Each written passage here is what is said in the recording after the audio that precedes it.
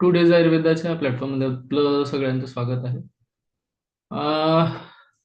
N T टीचं जो काही घवघवीत यश जे आहे विद्यार्थ्यांनी आपल्या संपादन केलेलं आहे त्याबद्दल एक लाईव्ह सेशन अरेंज केलेलं आहे मी. एक 30 मिनिट सेशन आहे. तुमचे एक्सपिरियन्स, अडचणी काय आल्या, कशा सॉल्व्ह केल्या, कसा अभ्यास केला, In progress. हे तुम्ही इतरांशी शेअर करू शकता. भावना, पीजे, आयफोन, चिकू आणि गौरी चंदन शिवे असे विद्यार्थी अजूनपर्यंत आलेले आहेत. बाकीचे विद्यार्थी येतीलच. हम्म, हम्म. थोडीशी स्क्रीन शेअर करू म्हणजे कसा हा एरा जो आहे हा टेक्नॉलॉजी एरा आहे. मग याच्यात कसं असतं बऱ्यापैकी हम्म, विद्यार्थ्यांची ज्या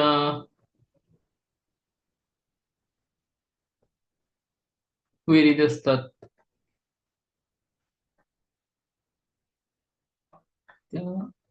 त्या पद्धतीने दिल्या गेल्या पाहिजे. हे सगळं आपण सगळे एफर्ट्स आपण बघतोय आपण घेतलेले त्यावेळेस. ठीक आहे. मी एक छोटस प्रेझेंटेशन बॅकग्राऊंडला सुरू ठेवतो. फर्स्ट डेचा इंट्रोडक्शन वगैरे आहे टीचिंगचं ते एक सुरू ठेवतो. मला वाटतं टू वे कम्युनिकेशन व्हायला पाहिजे. तर हा आपला एन टी टीचा जो काही आहे सिलेबस सुरुवातीला आपण लॉन्च केलं तेव्हा मला वेळ नाही मिळाला, त्याच्यामुळे मग मी मोस्टली क्वेश्चन आन्सर ज्याच्या डिमांड सगळ्यात जास्त होती त्याच्यावर फोकस केलेला. मला वाटतं बरेच विद्यार्थी आलेले आहेत. कोणाला त्यांचं मत व्यक्त करायचं आहे का? किसी को आपको कुछ कहना है? एनीवन?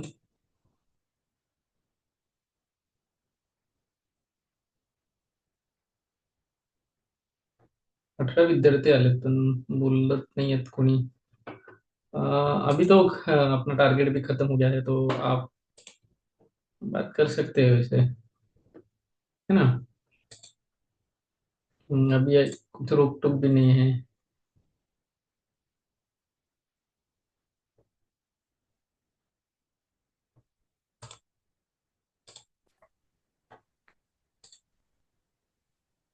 कुछ बोलिएगा आप.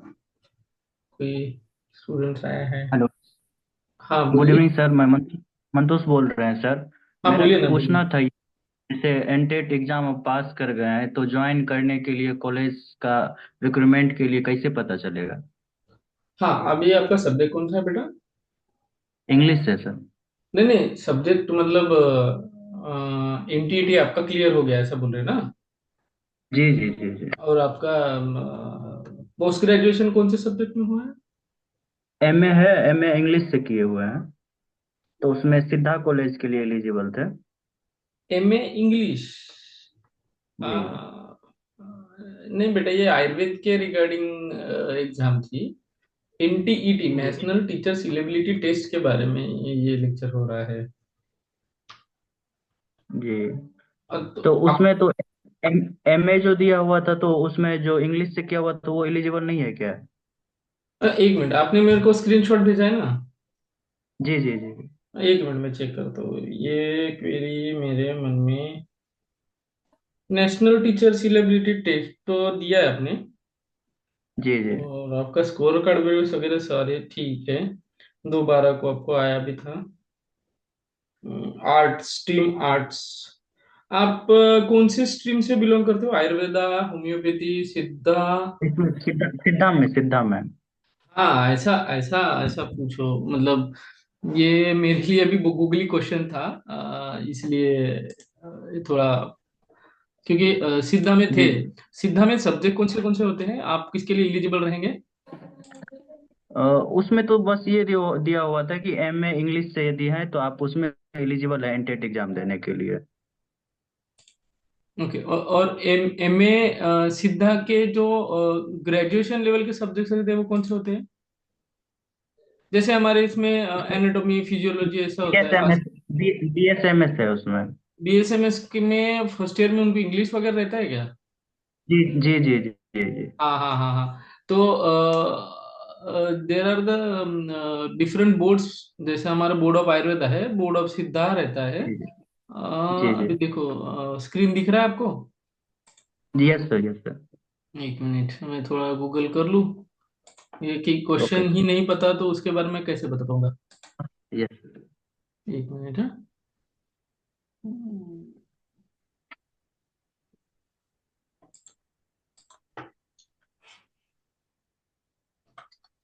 सिद्धा कॉलेजेस ना, गवर्नमेंट सिद्धा कॉलेज चेन्नई, जी वो जी तो जी, तमिलनाडु का ही है। रीजन में है। मेरे मेरे ख्याल से साउथ का ही है। जी जी हाँ, ये कलारीपयट्टू वगैरह जो आर्ट्स थे, मार्शल आर्ट्स थे, उसका एक जी विभिन्न अंग है। तो ये 9 कॉलेजेस जी अभी यहाँ पे दिखा रहे हैं आपके, जो आप अगर स्क्रीन पे देख रहे हो ना। जी जी, कुछ और वहाँ पे प्राइवेट कॉलेज वगैरह भी है, टोटल 15 है, एक केरला में है, बाद बाकी सारा तमिलनाडु में। हाँ। अभी मैं उनका यूजी का देखता हूँ थोड़ा सा, मतलब सिलेबस देखता हूँ क्या है जी सिलेबस में। सिलेबस ऑफ, एक minute, I am getting the call. मैं एक फोन उठा लूँ। हेलो। ओके। हाँ, गुड इवनिंग, बोला ना। एक तो लेक्चर शुरू है ना रे, मैं थोड़ा थोड़ा डाउन कर फोन। हाँ हाँ। देखो इसमें ना सब्जेक्ट है लजिया, anatomy, ENT, paediatrics, skin, first second professional. नहीं, ये बीयूएमएस के हैं, सॉरी, बीएसएमएस के। यूनानी सिलेबस हो गया। एक मिनट बैठ देते हैं। नेम ऑफ द कॉलेजेस, सिद्धा, ड्यूटी रेजुलेशन, पीजी मेंबर्स। आपके सब्जेक्ट के बारे में कहाँ इंफॉर्मेशन होता है? एक मैंने क्वेश्चन। चेक किया था गूगल पे, तो उसमें हाँ तो था दिया हुआ था कि इंग्लिश जो है लैंग्वेज के रूप में दो ऑप्शन है, एक इंग्लिश है, एक तमिल है। हाँ, तो उनको फर्स्ट ईयर में सब्जेक्ट रहता है क्या, इंग्लिश? हाँ हाँ, इंग्लिश और तमिल दो लैंग्वेज पेपर है, दोनों में ऑप्शनल है, दोनों में से कोई एक रख सकते हैं। ओके ओके ओके, तो that you can try there for English lecturer. Okay. Yes sir. और अभी क्या है, आपको डिमांड रहेगा बेटा, क्योंकि आपका क्लियर हो गया है। बहुत से लोगों को तो पता ही नहीं था ये सब चीजें, एमए जी इंग्लिश वाले। जी और बहुत ही जल्द वो प्री बीएमएस वगैरह भी लेके आने वाले हैं, वहां पे भी इंग्लिश लिटरेचर वालों को वैल्यू रहेगा। और उनके जी उनके लिए भी एनटीटी है, मतलब यू कैन स्विच। जहां आपको स्केल अच्छा मिले आप स्विच हो सकते हो। Pre BMS okay. जो है वो 10वीं के बाद आने वाला है, जैसा आईटीआई का डिप्लोमा 10वीं के बाद करते हैं ना लोग। यस ऐसा सर। प्री बीएमएस चालू होने वाला है 25-26 से। उसके गैजेट वैजेट बनने वाले हैं ओके सर। उसके रिगार्डिंग। तो आप कनेक्टेड रहिए, थॉरोली इसकी इंफॉर्मेशन करते जाइए। आपको निश्चित ही अच्छा जॉब अपॉर्चुनिटी मिलेगा। और यस अच्छा आपने अचीव किया है मेरे ख्याल से। आपने सेल्फ स्टडी किया है हमारे प्लेटफॉर्म पे, आप नहीं? यस ठीक है। Yes sir sir. मैं यस सर। दूसरा क्वेश्चन लूँ। लोगों के क्वेश्चंस आ रहे हैं। Yes sir. दिख रहा है, स्क्रीन पे दिख रहा है? हाँ। If any chances of lower the eligibility test, how much you get. Okay, वो सब चैटिंग पे चले हैं। तो मेरे ख्याल से अभी इसके इसका एनालिसिस होगा पूरा, कितने बच्चों को कितने मार्क्स मिले हैं, उसके बाद ही आपको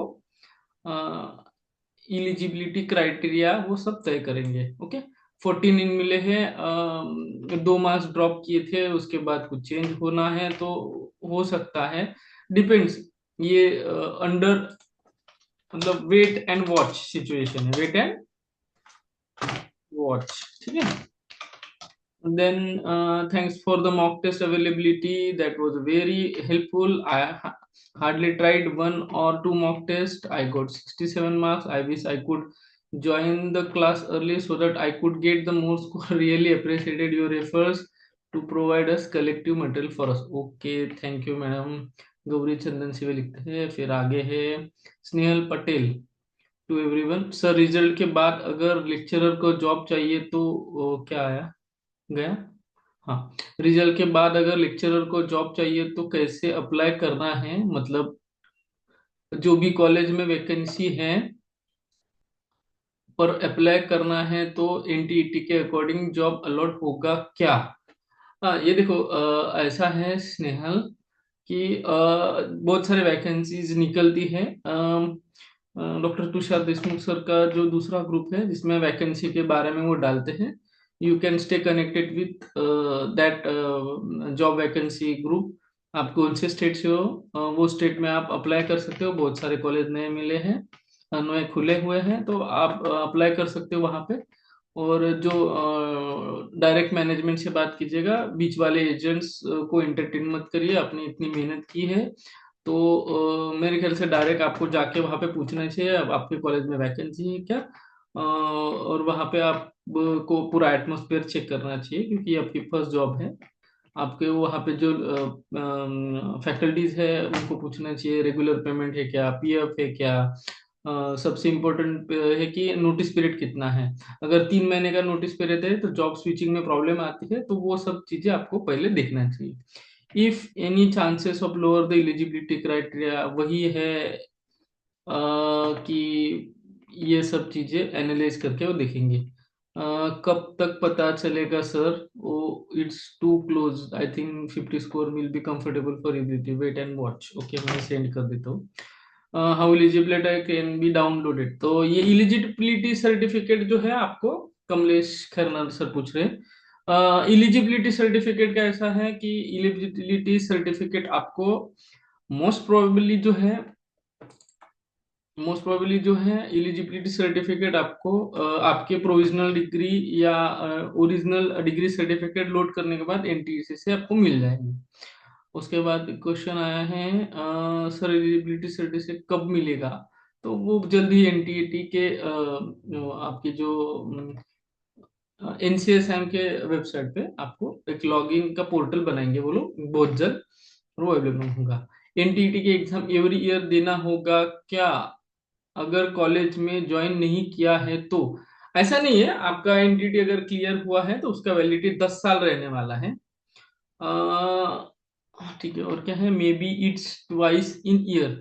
पहले वो बोल रहे थे ट्वाइस अ ईयर, मगर अभी एग्जाम के इतने जो गवर्नमेंट ऑफ इंडिया के कांड हुए हैं तो मोस्टली एक ही बार करेंगे। पहिले उन्होंने जीआर में निकाला था, फिर उसको क्लॅरिफिकेशन आहे की इलिजिबिलिटी सर्टिफिकेटची व्हॅलिडिटी असणार आहे का? हो, 10 वर्ष असणार आहे। 10 वर्षानंतर परत एनटीटी द्यायची आहे, कारण की त्यावेळेस त्यांनी तसं जीआर काढलेला आहे। 10 वर्षामध्ये आपण जर समजा तुम्ही आता जॉईन केलं तर 10 वर्ष जर तुम्ही तिथे राहिले तर साधारणतः 10 वर्षामध्ये तुम्ही प्रोफेसर लेवलला पोहोचून जाता। That's a good achievement for that. आणि तोपर्यंत इट्स म्हणजे खूप गॅजेट पण चेंज होऊ शकतात। ठीक आहे, ओके, थँक्यू, पर्यंत आपण पोहोचलेलो आहे। ओव्हरऑल एनटीटी एक्झाम आणि आपला टू डेज आयुर्वेदा प्लॅटफॉर्म मध्ये केलेली तुमची मेहनत ही खूप चांगली झालेली आहे आतापर्यंतच। मी जेवढी चॅटिंग बघितली, let's see my personal chat. Me screen थोड्या वेळासाठी बंद करतो, म्हणजे जेवढं दाखवायचं तेवढंच मला काढता येईल। ठीक आहे, तर साधारणतः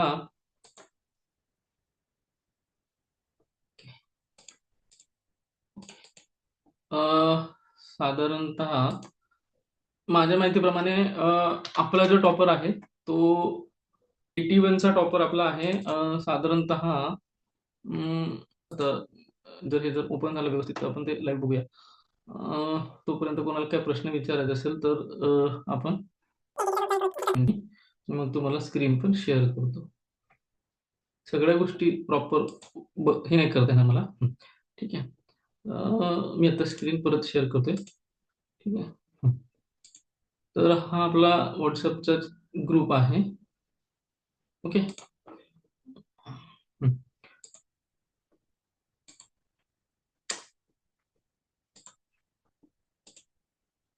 हं. तर याच्यामध्ये ही लिंक आहे आणि बरोबर जातोय हे वधूवर वगैरे मिळाले भानू भानू महाजन यांना। खूप चांगला स्कोर आहे.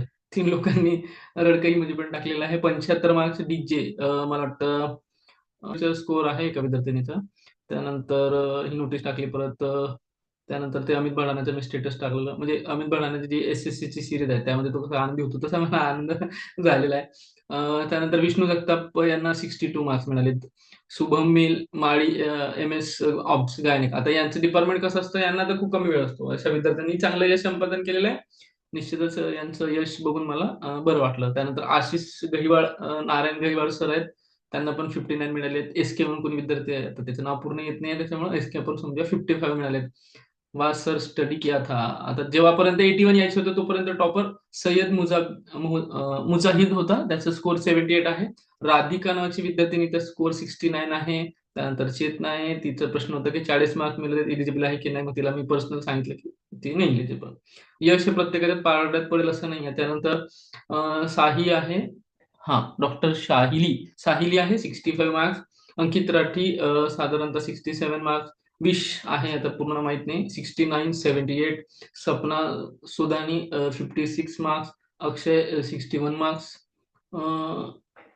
स्वराजन लेले मगदूम 57 मार्क्स पास. निधी कांबळे 61 मार्क्स. झाल्याबद्दल अशी काही क्वेरी होती. त्याने त्या विद्यार्थ्यांनी त्यांचे रिझल्ट जे आहेत काही विद्यार्थ्यांना वाटलं. हा, सगळ्यात महत्वाचा अक्षय यादव, हाँ माझा वर्गमित्र है, मुझे ये मेरा कल चुका है, तो इनका सर्जरी का बड़ा हॉस्पिटल है और इनको बहुत दिनों बाद, मतलब 2-3 साल बाद प्रैक्टिस में आना था, टीचिंग में आना था, इसलिए मेरे से इन्होंने कांटेक्ट किया. इन्होंने भी एकदम बाउंड्री पे 50 मार्क्स एक्वायर किए. ये 50 मार्क्स इतने इंपॉर्टेंट है कि उनको टाइम ही नहीं मिल रहा था सर को, अक्षय यादव सर को. सो उस अकॉर्डिंगली उन्होंने अच्छा यश संपादन किया है. उसके बाद ये कुछ लिंक्स विंक्स थे, ये सब यहाँ तक रुका है. ठीक आहे. तोपर्यंत आपण प्रश्न बघूया. प्रश्नांमध्ये परत प्रश्न आले बघतो. 3 न्यू क्वेश्चन्स आहेत.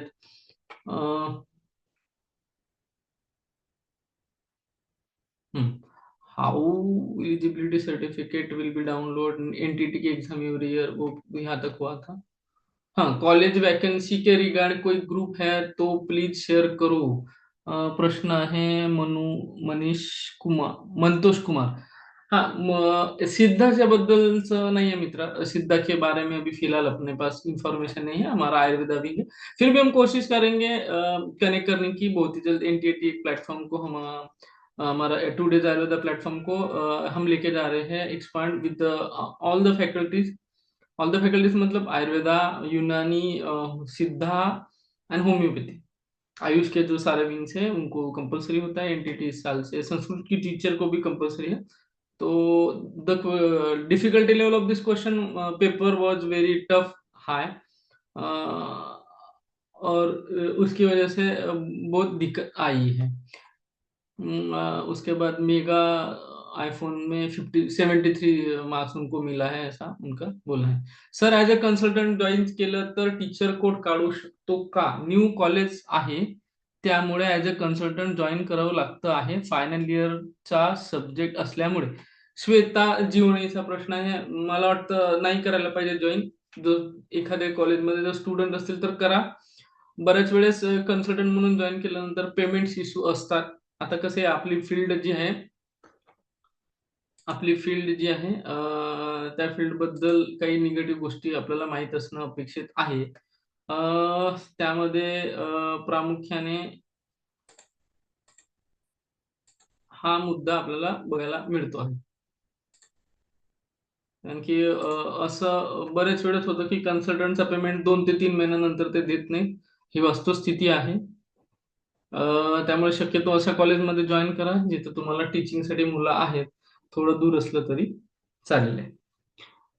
हा माझा पर्सनल ओपिनियन आहे. जर तुमचं त्या मॅनेजमेंटशी चांगलं असेल, तर तुम्हाला रेग्युलर पेमेंट देणं असेल, तर निश्चित तुम्ही करू शकता.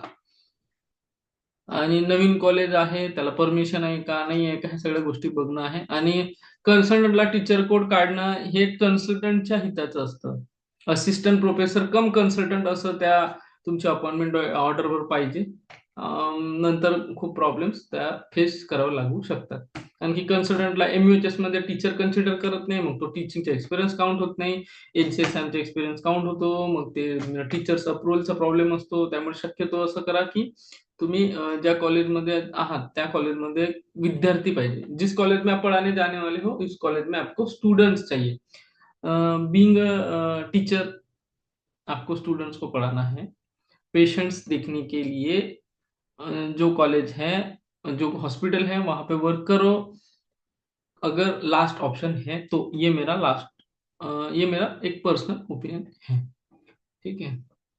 अजून कोणाला काही प्रश्न आहेत का? मला ऍक्च्युली FYBMS चे बॅचचं लेक्चर कंटिन्यू करायचं आहे। कोणाला प्रश्न असतील तर विचारा, तुम्हाला काही एक्सपिरियन्स शेअर करायचा असेल तर विचारा। घवघवीत यश आपण टुडेज आयुर्वेदा प्लॅटफॉर्मच्या NTTच्या कोर्सला आपण केलेलं आहे। एक प्रश्न परत आता आहे, sir any group for vacancy of Ayurveda faculties? नक्की आपले जे ऍडमिन आहेत डॉक्टर तुषार देशमुख, त्यांनी देशमुख यांनी यांच्याशी संपर्क साधला तर ते तुम्हाला त्याची लिंक नक्की पाठवतील। बरं, आता आम्ही जे आमच्याकडे वॅकन्सीच्या गोष्टी येतात, कॉन्टॅक्ट ठीक, आम्ही ऍज अ प्लॅटफॉर्म म्हणून तुम्हाला एक ऍडव्हर्टायझिंग आमच्याकडे पोहोचलेली असते, आम्ही ते पाठवतो। याचा अर्थ असा नाही की आम्ही त्याच्याबद्दल समक्ष सगळी माहिती घेतलेली आहे। बऱ्याचदा कसं असतं, आतल्या काही इंटरनल गोष्टी आम्हाला माहिती नसतात, आमच्यापर्यंत माहिती मिळाली म्हणून आम्ही ते ग्रुपवर फॉरवर्ड केलेलं असतो। बेस्ट ऑप्शन कसं आहे, तुम्ही तिथं जाणं, प्रत्यक्ष चाचपणी करणं, एक विचारणं की कसं आहे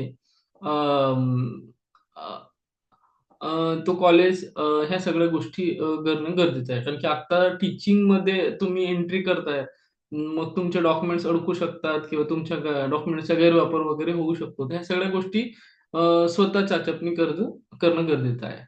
the market have own risk ठीक आहे। अजून कोणाला प्रश्न आहेत? मला वाटतं 26-27 झाले, 30 9:30 पर्यंत मी घेतो। निश्चितच चांगलं यश आपल्या विद्यार्थ्यांनी मिळालं। अजून एक अनाउन्समेंट करायची आहे की ज्या विद्यार्थ्यांना अपयश मिळालेलं आहे तर त्यांना आपण हेवी डिस्काउंटच्या अंदर दुसऱ्या बॅचमध्ये एंट्री देतोय। जवळपास 40% अँड अबव्ह त्यांना डिस्काउंट असेल। म्हणजे जसे ज्यावेळेस तुम्ही मॉक टेस्ट 1 दिली आणि मला कॉम्बो टाकायचा होता, तेव्हा मी आधीचेच कॉम्बो मध्ये ऍक्च्युअली नवीन लोक पण जॉईन होत होते ना, तर त्यावेळेस मी काय केलेलं की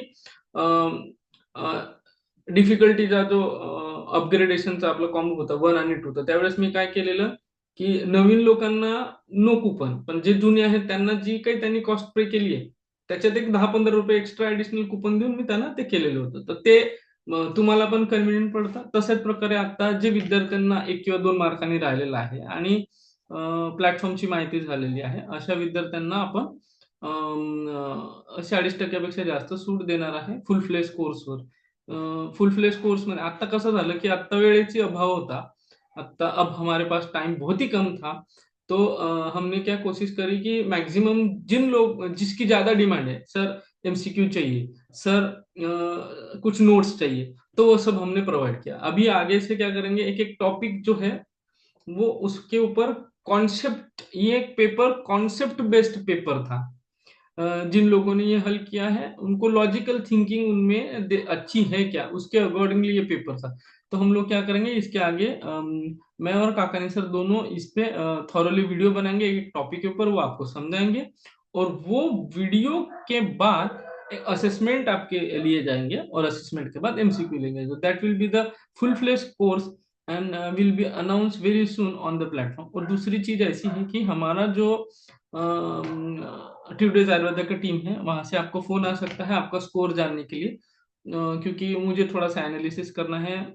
पहली बार ही NTT हुआ है, हमें एक्सपांड भी करना है टू द आयुष, होम्योपैथी, यूनानी, सिद्धा, आयुर्वेद तो को लेके ही जाना है। मेरे कुछ कॉलेजेस के प्रिंसिपल्स ट्रस्टीज से भी बात चल रही है। बहुत इस पे हमें काम करना है। तो एक ग्रॉसली मुझे एक फीडबैक चाहिए रहेगा आपका, एक गूगल फॉर्म भी मैं बनाऊंगा। और दूसरा हमारे रिसेप्शन से आपको कॉल भी आएगा, आपको ग्रीटिंग के लिए कॉल भी आया था, कुछ आपको दिक्कत है वो पूछने के लिए हमारे रिसेप्शन मैडम आपको फोन करेंगे। 3 क्वेश्चंस है। Sir, pay scale is very different in colleges, what to do regarding this. अच्छा क्वेश्चन है मेरा आपका। एक्चुअली ऐसा है कि अगर 10 ही मिनट बचे हैं।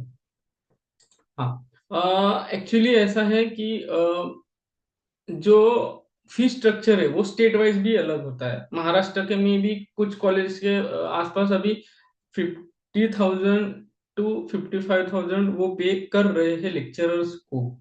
ठीक है। अगर आपका सब्जेक्ट को ज्यादा डिमांड है, उनको मिल ही नहीं रहा है, वो सिचुएशन में वो आपको थोड़ा बार्गेन करवा सकते हैं। फिर भी जितना हो सके उतना आप आपकी एंड से उनको निगोशिएट करने की कोशिश कर सकते हैं। जो लीगल स्केल है, जो गवर्नमेंट स्केल है, वो बहुत ज्यादा है। उसमें बेसिक ही 56,800 या समथिंग है। तो वो बेसिक हो गया। उसके ऊपर डीए, डियरनेस अलाउंस, एचआरए वगैरह वो सब मिला के तकरीबन 95 टू 1,25,000 तक गवर्नमेंट का स्केल जाता है। और दूसरा ये है कि वो डायरेक्टली कंपेयर करते हैं गवर्नमेंट के कॉन्ट्रैक्ट बेसिस टीचर्स के जो रूल्स एंड रेगुलेशन से। तो भी थोड़ा पूछ लेना। बहुत बार ऐसा होता है कि आपको पेमेंट ज्यादा दिया जाता है, फिर छुट्टियां नहीं मिलती, तो वो भी आप कंफर्म कर लेना। जो एमओएचएस की छुट्टियां वो दे रहे हैं नहीं दे रहे हैं, वो भी आप एक बार वहां पे कर लेना। मतलब आपके अगर पहली जॉब है तो ये सारी चीजें आप वहां पे कंसर्निंग पर्सन को और हाँ, is there any other procedure to apply in government colleges. MPSC के थ्रू आप कर सकते हो। MPSC is the only way. MPSC की सीट निकलेंगी। 2023 में निकली थी उसकी एडवर्टाइजमेंट। उसके बाद कैटेगरी का रोस्टर निकला था, उसमें अपडेटेशन था। तो गवर्नमेंट कॉलेजेस के लिए आपको अप्लाई करना है तो एमपीएससी के थ्रू है। जब वैकेंसी निकलेंगे तब आप कर सकते हो। अदर स्टेट के लिए या सेंट्रल की जो वैकेंसी निकलती है उसमें भी आप कर सकते हो। और दूसरा है, गवर्नमेंट जॉब आपको करना ही है तो आप आईआईएम में ट्राई करो। ऑल इंडिया इंस्टीट्यूट ऑफ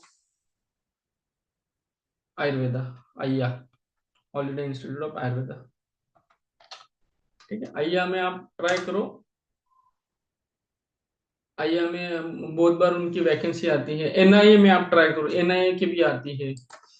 अगर आपको पीएचडी करना है तो आप डायरेक्टली पीएचडी भी, हाँ, सेंट्रल रजिस्ट्रेशन कैसे करें, दैट्स अ बिग क्वेश्चन। और सेंट्रल रजिस्ट्रेशन के बारे में भूल जाओ। अभी फिलहाल ऐसा है कि जो स्टेट में रहोगे वो स्टेट का आपको टेम्पररी रजिस्ट्रेशन करना है। Actually these are comes under the counselling part. मतलब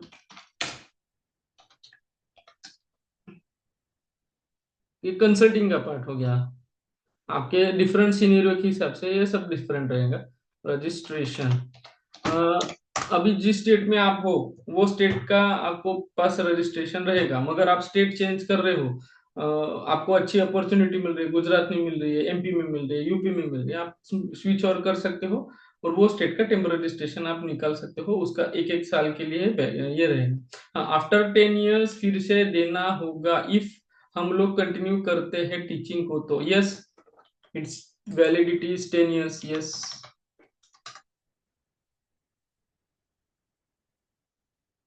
फिर से देना होगा। आपको ही नहीं, आपके बाद सारे लोगों को ऐसा ही रहेगा। जब एक वैलिडिटी रहती है, जैसे आपका रजिस्ट्रेशन का भी रिन्यूअल रहता है ना, वैसा ही इसको रहने वाला है। मैं यहाँ पे था टेम्पररी रजिस्ट्रेशन के लिए, तो temporary registration for example XYZ student है, उसका पीजी कंप्लीट हो गया। पीजी कंप्लीट होने के बाद वो महाराष्ट्र का स्टूडेंट है, उसको जाना है गुजरात में। गुजरात में पेइंग स्केल अच्छा है, उसको फैकल्टी दी जा रही है, ही लव्स द एटमोस्फियर। तो वहां पे उसको वहां पे टीचिंग करना है। उसमें गुजरात आयुर्वेद यूनिवर्सिटी का रूल ऐसा है, अगर गुजरात आयुर्वेद यूनिवर्सिटी है तो उसको टेम्पर रजिस्ट्रेशन करने की जरूरत पड़ी। गुजरात स्टेट की उसकी वैलिडिटी 10 साल की रहेगी और हर एक साल उसको रिन्यू करना पड़ेगा। 10 साल बाद उसको कॉल लेना है, उसको परमानेंट रजिस्ट्रेशन के लिए रखना है या नहीं। सर, जो हमने पहले, हाँ, एक और क्वेश्चन आया है मेगा का। एंड सर, जो हमें हम हमसे पहले ज्वाइन किए हुए हैं उनको भी एनटीटी लगेगा क्या बाद में, या सिर्फ हम लोगों की ही फंसे? हाँ, एग्जैक्टली आप बराबर समझे हो। 2000 ये जिस साल इंस्पेक्शन हुआ इसके पहले वाले साल, और जिन लोगों के पास टीचर कोड है उनको एनटीटी देने की जरूरत नहीं है। ये एनटीटी खाली जिन लोगों को फर्स्ट टाइम एंट्री है उन लोगों को रहेगा, और वापस 10 साल बाद आप देखना आपको देनी है। तो आप फंसे हुए हो, और आपके साथ जो भी ये इस साल का इंस्पेक्शन फीस पहली बार करेंगे वो सब है। ऐसा नहीं, आप हो 8,000 समथिंग स्टूडेंट्स थे, अगले साल वो बढ़ेगा क्योंकि government of Uttar Pradesh MP में बहुत सारे वैकेंसीज निकल रही है, वहां के स्टुडंट्स के मेरे को डेली मेसेजेस फोन आते रहते। 4च मिनिटं उरलेत, कोणाला अजून काही प्रश्न विचार असेल तर मी त्याचं उत्तर देतो रिगार्डिंग टीचिंग जॉब्स किंवा एनटीटी रिगार्डिंग। हा, अजून एक कॉमन इन्स्ट्रक्शन आहे सगळ्यांसाठी, तुमचे प्रोव्हिजनल सर्टिफिकेट्स लवकरात लवकर गोळा करून ठेवा, आता पार्ट 1 ओपन होतील तेव्हा ते लागणार आहेत, आणि प्रोव्हिजनल सर्टिफिकेट शिवाय तुमचे एनटीटीचे सर्टिफिकेट मिळणार नाही। ठीक है, तो प्रोविजनल सर्टिफिकेट कसं घ्यायचं, तुमच्या कॉलेजला अर्ज करा, आपके कॉलेज को आपको पूछना है बाय इनवर्ड, आपको आपके कॉलेज में प्रिंसिपल को लेटर लिखना है, रिक्वेस्ट लेटर, कि हमें हमारा प्रोविजनल सर्टिफिकेट दिया जाए, अदरवाइज हमारा डिग्री सर्टिफिकेट दिया जाए। उसके बगैर provisional degree certificate of your PG और प्रोविजनल सर्टिफिकेट या original degree certificate of your PG. Degree certificate दो होती है, एक ग्रेजुएशन लेवल की जो बीएमएस के में मिलती है, और पोस्ट ग्रेजुएशन की जो मिलती है वो कौन इशू करता है, तो यूनिवर्सिटी इशू करते है, कॉलेज इशू करता है क्या, तो नहीं। मगर अभी प्रोसेस ऐसा हुआ है एमयूएचएस में कि वो जो प्रोविजनल डिग्री जो है वो आपको बाय हैंड नहीं देते, वो कॉलेज को करते। तो आपको कॉलेज के पीछे लगना है, या 7 या 15 दिन के अंदर पार्ट 1 खुल जाएगा, तो आपको पास वो डॉक्यूमेंट होना मस्ट है। उसके अगर उस जिस डेट में आपका प्रोविजनल डिग्री मिनिमम रहेगा उस डेट से आपका एक्सपीरियंस काउंट किया जाएगा।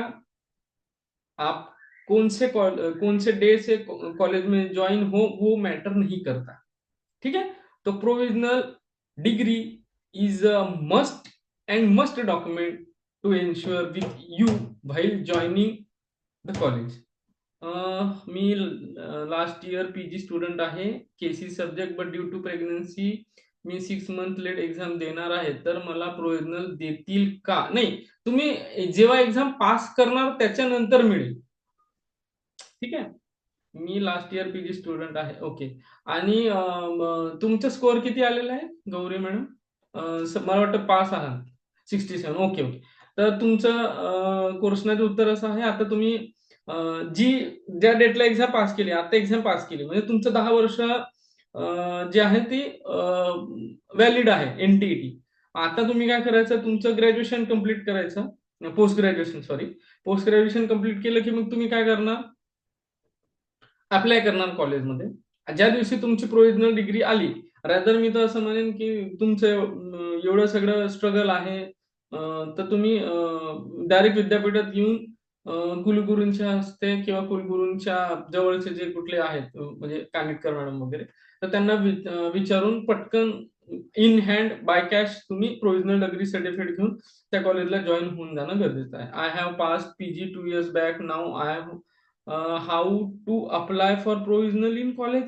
2 वर्षापूर्वी जर पीजी झालं तर तुमच्याकडे डायरेक्ट डिग्री सर्टिफिकेट असायला पाहिजे, डायरेक्ट डिग्री सर्टिफिकेट असायला पाहिजे।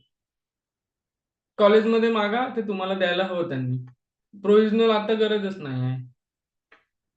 प्रोव्हिजनल सर्टिफिकेटच्या डेटवर काही डिपेंड आहे का? हो आहे, नक्की आहे। डेट जी लिहिली आहे तिथपासून एनसीएसएम तुमचा एक्सपिरियन्स काउंट करतं। 1च मिनिट राहिलेला आहे, 1च मिनिट राहिलेला आहे। कोणाला प्रश्न असेल तर विचारा, अदरवाईज मीटिंग ऑटोमॅटिकली एंड होऊन जाईल। छान वाटलं सगळ्यांशी हितगुज करून, त्यांचे समस्यांचे समाधान करून, आणि एक शिक्षकाला आनंद कधी होतो जेव्हा त्यांच्या विद्यार्थ्यांना घवघवीत असं यश मिळतं। तर असं छानसं यश तुम्ही संपादन केल्यामुळं हमारा सीना 56 इंच का हो गया है ऐसा, म्हणजे अभी फिलहाल लग रहा है. धन्यवाद, तुम्ही आम्हाला जो काही टुडेज आयुर्वेदाच्या प्लॅटफॉर्म बद्दल ट्रस्ट दाखवला त्याबद्दल. आणि signing off your host doctor Hiteshwar Lonare. Thank you.